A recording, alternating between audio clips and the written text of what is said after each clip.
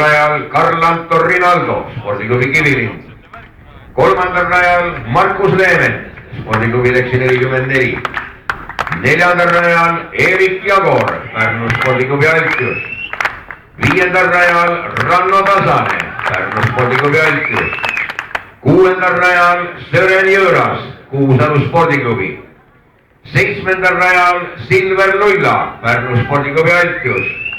Kaheksandal rajal Gert Arnek, Rakvere kergejõustikuklubi Vike.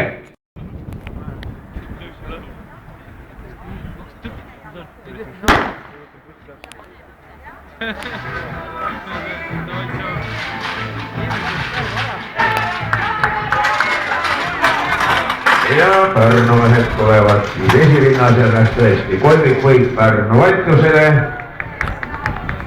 Erik Jagor, Ranno Tasane ja Silver Luilla.